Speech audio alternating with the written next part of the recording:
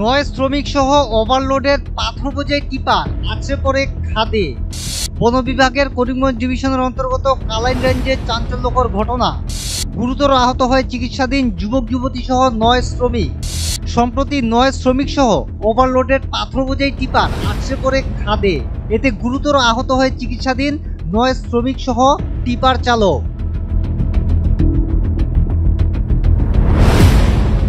গুরুতর আহত অবস্থায় টিপার চালক সহ 9 শ্রমিককে উদ্ধার করে প্রেরণ করা হয় হাসপাতালে। আহত শ্রমিকদের মধ্যে রয়েছে 3 যুবতী সহ 6 যুবক। চাঞ্চল্যকর ঘটনাটি সংঘটিত হয়েছে কালাইন বাজার সংলগ্ন কুরকুরি চা বাগানের চাঁদমারিপুঞ্জি এলাকায়। কুরকুরি চা বাগানের চাঁদমারিপুঞ্জি এলাকা থেকে এই দুর্ঘটনার দৃশ্য দেখছেন নর্থ ইস্ট আপডেটের পর্দায়।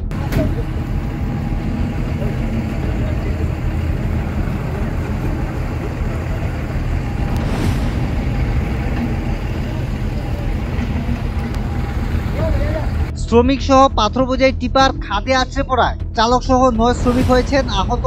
এদের মধ্যে অনেকের অবস্থা সংকটজনক। দুর্ঘটনার সাথে সাথে স্থানীয় মানুষ আহতদের উদ্ধার করে প্রেরণ করেন স্থানীয় কালাইন প্রাথমিক স্বাস্থ্য কেন্দ্রে।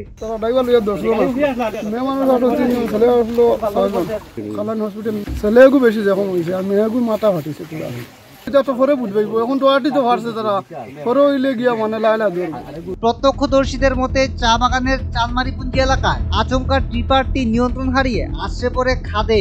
ধারণা করা হচ্ছে মাত্রাতিরিক্ত পাথর বোঝাইয়ের ফলে নিয়ন্ত্রণ হারিয়ে শ্রমিক সহ খাদে আছড়ে পড়ে টিপারটি। তখন 3টা উল্টা বাজে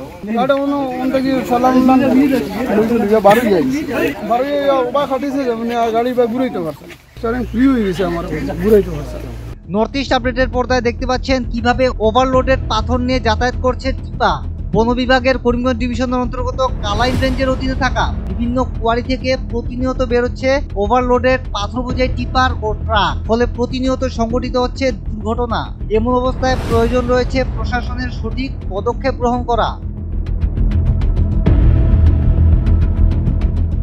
bureau report, north east update.